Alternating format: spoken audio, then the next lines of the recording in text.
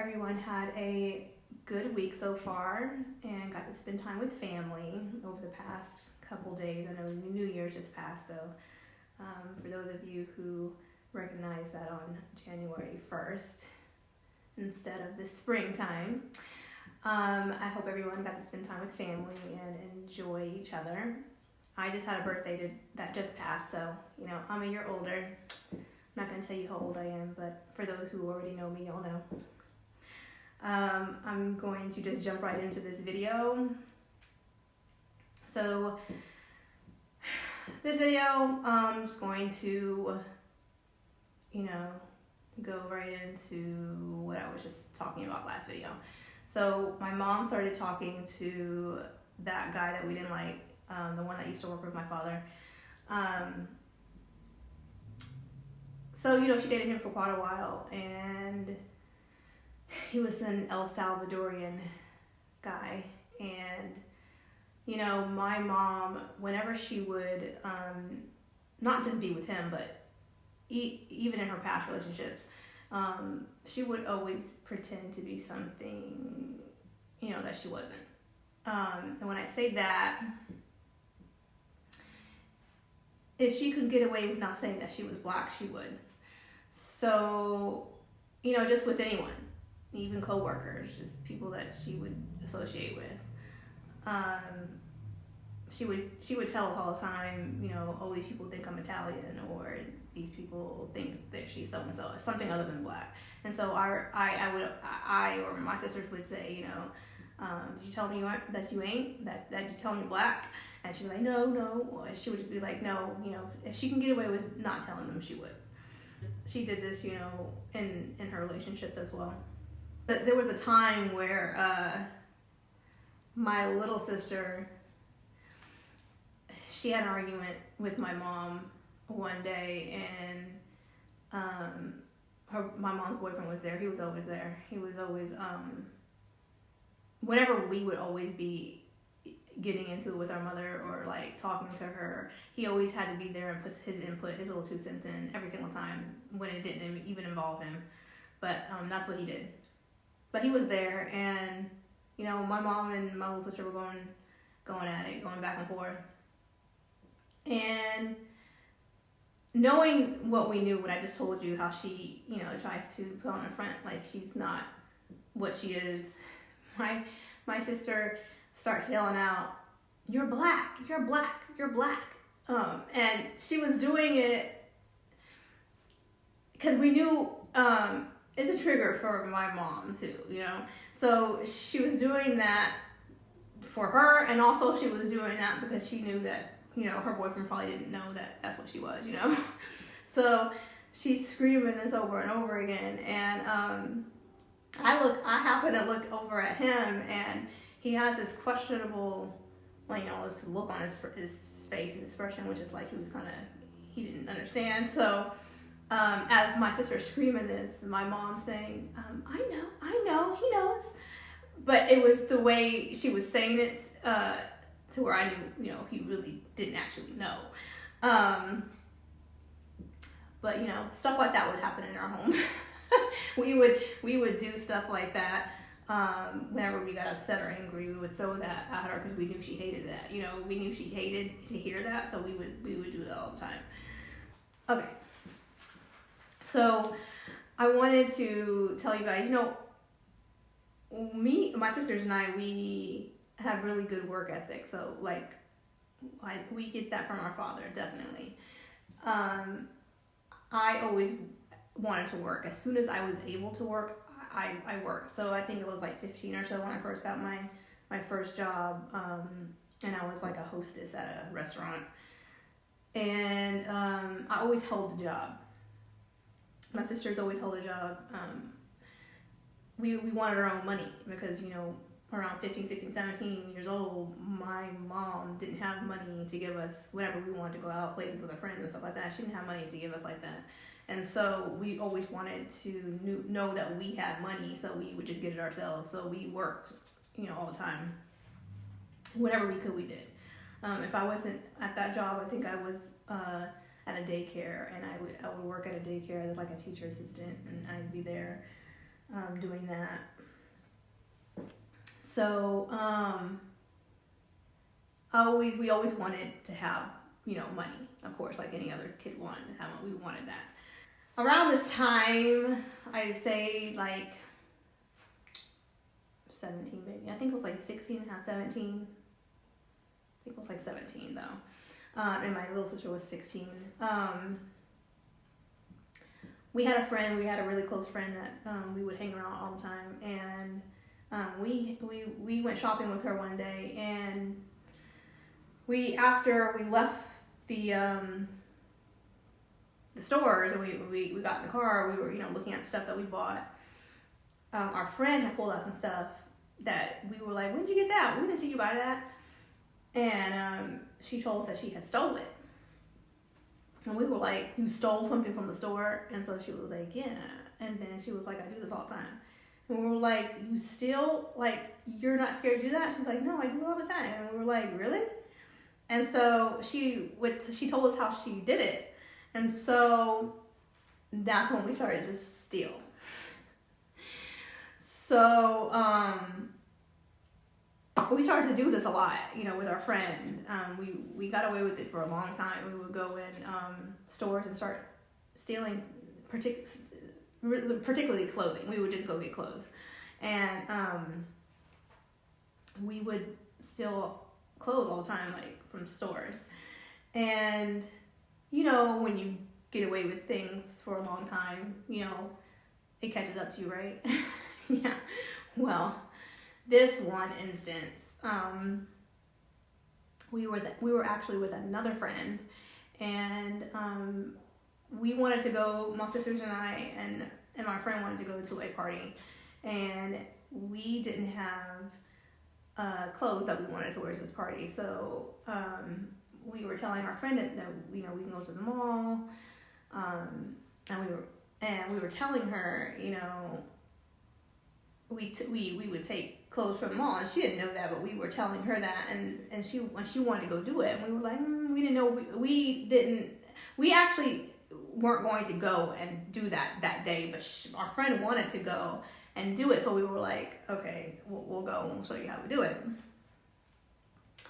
So we went to the mall that day, and we went to a different store than what we usually go to.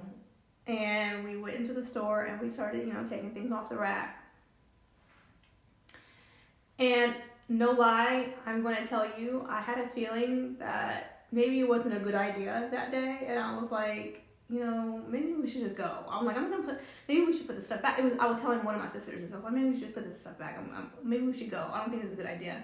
And then my other sister and my friend were like, no, come on, let's hurry up. We're about to be done. In just a minute, we're going to be done. So, they wrapped up whatever they were doing, and then we all four started walking out the store. And then as soon as we got to the door, of course, here come the security guards, right? And a security guard stopped us, and he said, he had us on camera. We were taking all the stuff, and he needed to check our bags. And of course, he checks the bags, and there's all the stuff, right? So we get pulled into the back room of the office of wherever this place was, and he's telling us that he's going to call the police and we're going to go to jail. And we're like, oh, we ain't trying to go to jail. We don't want to go to jail. And he's just saying, we shouldn't have did what we did. He's going to call the police, but he needs to get the phone numbers to our parents. He's going to call our parents. So when he asked for the phone number to my mom, we were like, okay, you know what? My thought process was like, just call the freaking police. Like, I'd rather the police come than my mom come. That's how bad it was. I was just like, I didn't even want her coming up here. Like, I'd rather just the police come. But we ended up giving him the phone number for our mom, and then he got the phone number to my friend's mother. And so, of course, my mom is the first one there. She gets there, and she has her little boyfriend in tow. So he's behind her. She walks in, and she's giving us this death stare, of course. And he takes her to another room in the back, but we can still kind of hear everything.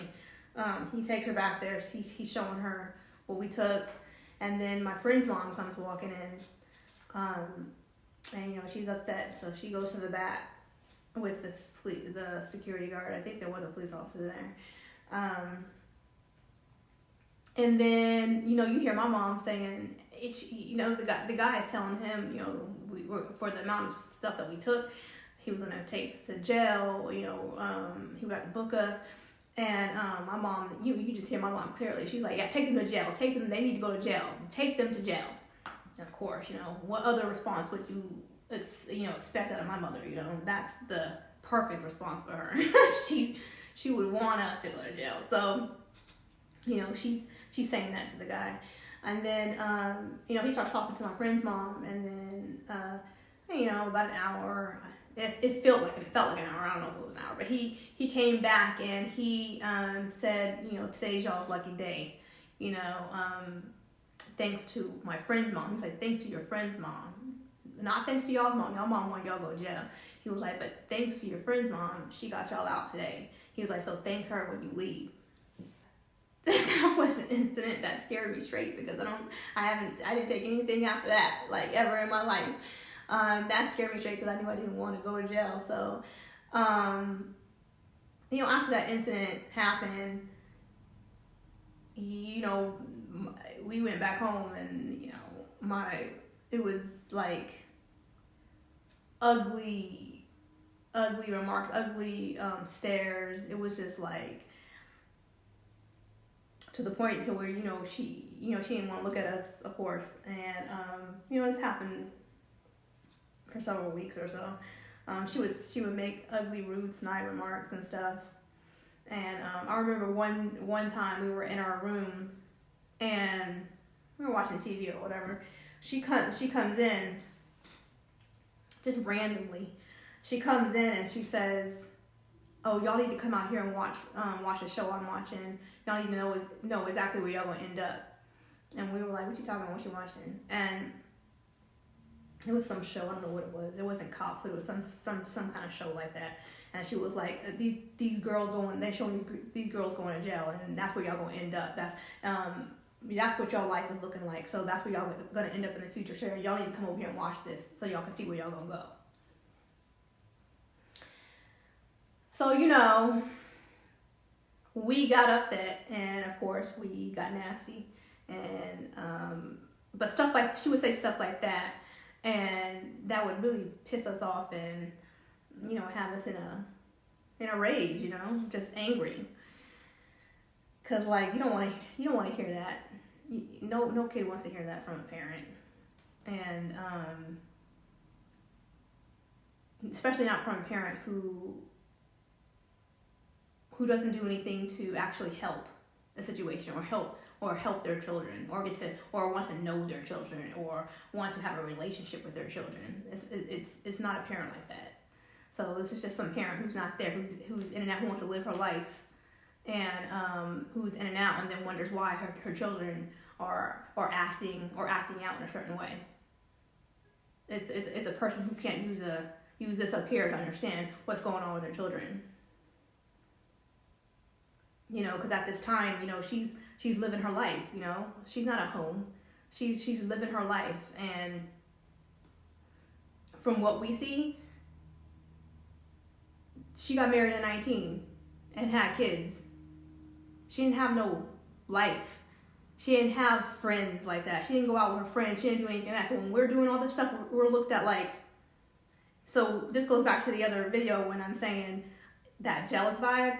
It's that vibe. Like, we're doing stuff she didn't get to do at that age. So now every time she looks at us, it's literally just looking at us like this, up and down all the time. And it's just normal. It's just every day when we walk through the house or like go, so she would it's just nasty looks. It was never any type of loving feeling at all from her, at all.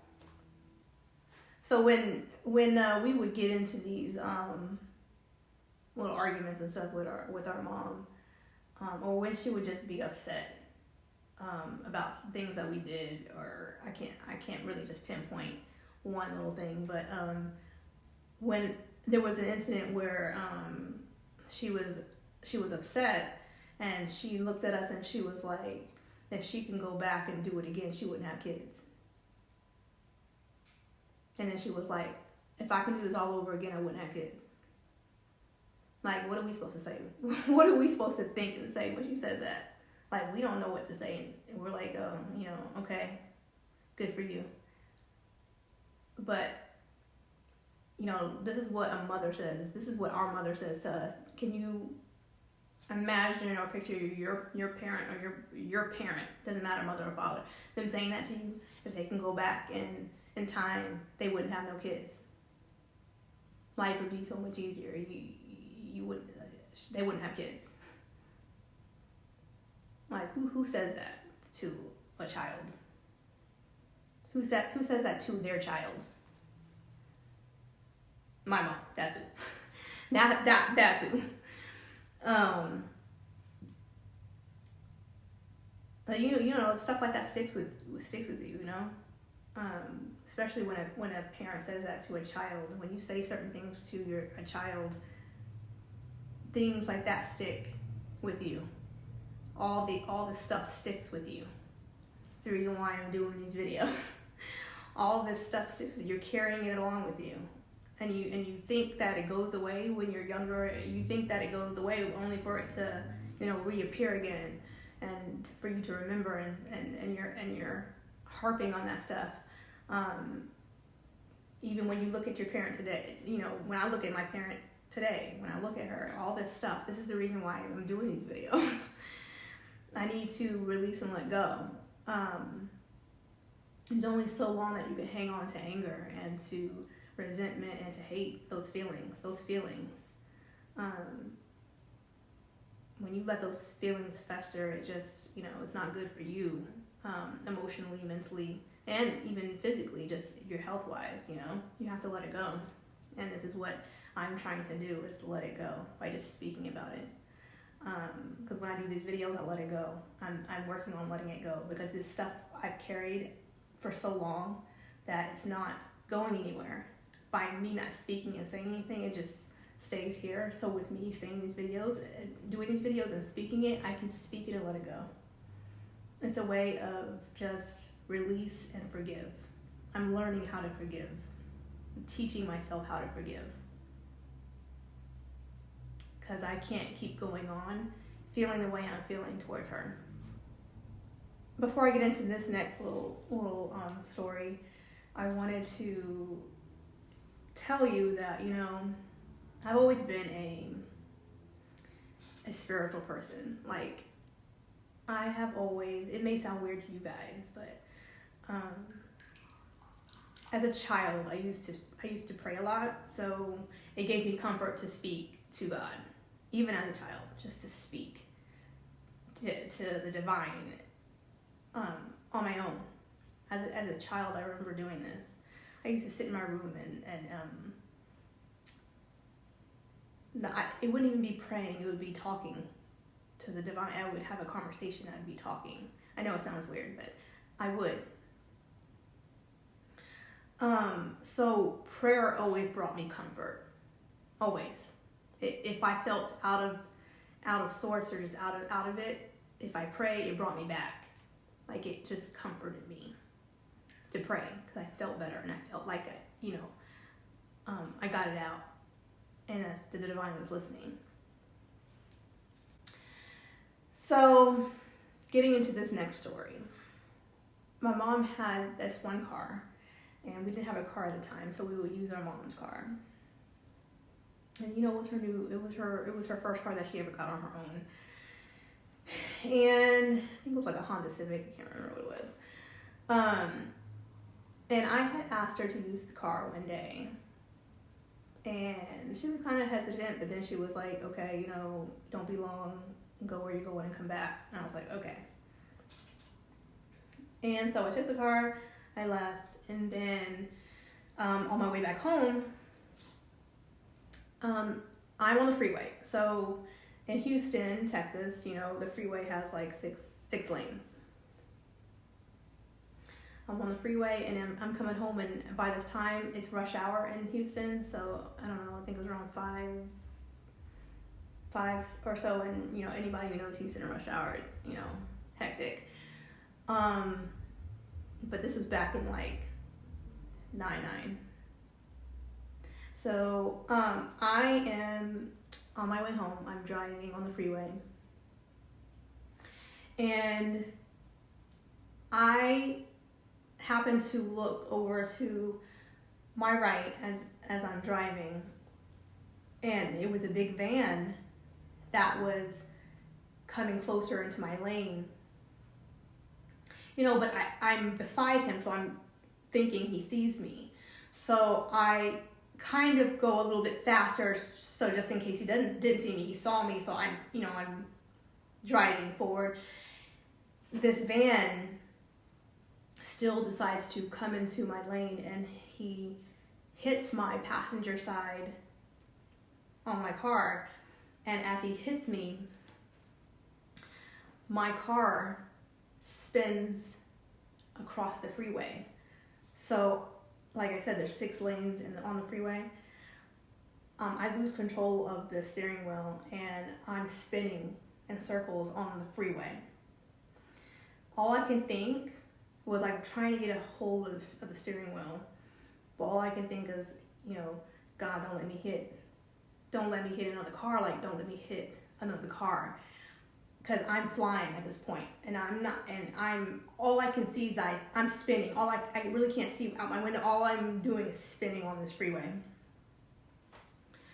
I finally come to a complete stop, and as I stop, I'm in the opposite direction of the cars. So the cars are coming this way, I'm this way, and the cars are coming this way.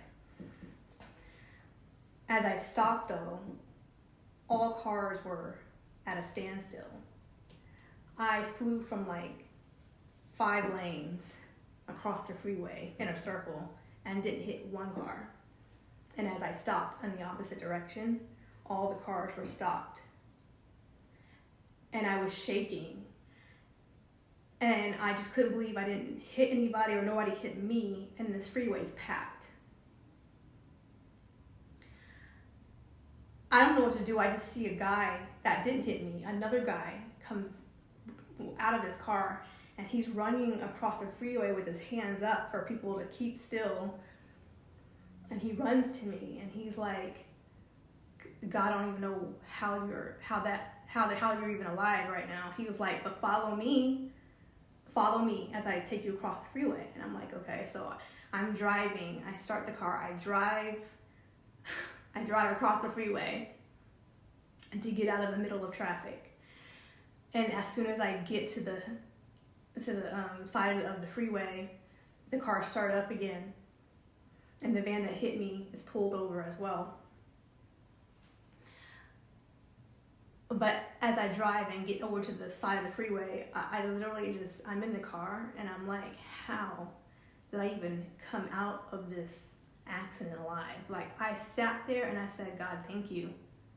I'm in the car by myself, and I'm like, God, thank you. And before I get out the car, I'm kind of still in shock. I'm like, and in that moment, I remember saying, God, why do you want me here? And I said that. I said out loud, I said, God, why do you want me here? Because my life wasn't anything. To me, I wasn't doing anything. I was working, going to school and working. And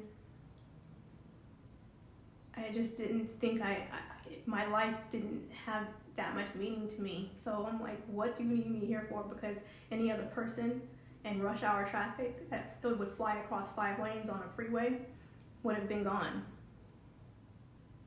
How not one car touched my car, how I never didn't hit anybody and nobody hit me is beyond unbelievable to me. And the witness that got out said the same thing. He was like, I just don't even understand what I just saw. I call my mom. I told her just got in an accident in her car. And of course her response, what? How's the car? Are you okay? I told her the car is really bad on the passenger side. I said I was hit. She just said, well, how are you getting home? I said, I'm gonna call a tow driver and then I'll have him take me home and I'll tow the car to the apartment. So the tow guy gets there, he takes the car to the house. I get there.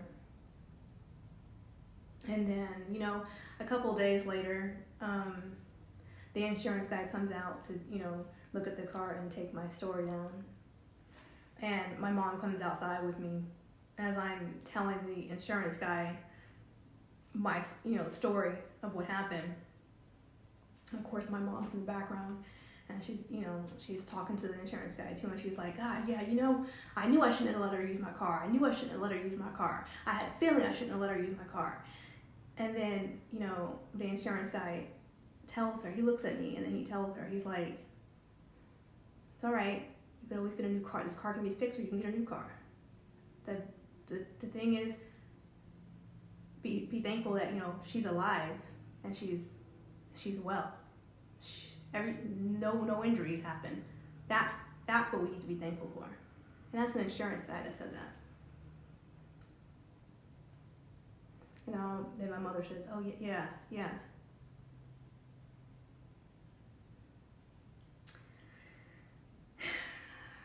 So I'm going to end it right there. That's an event that I will never forget, but and a reaction I'll never forget. So I will end this video here, and again, thank you guys for taking the time to watch my videos, and I will be back with another one. Love and light, you guys.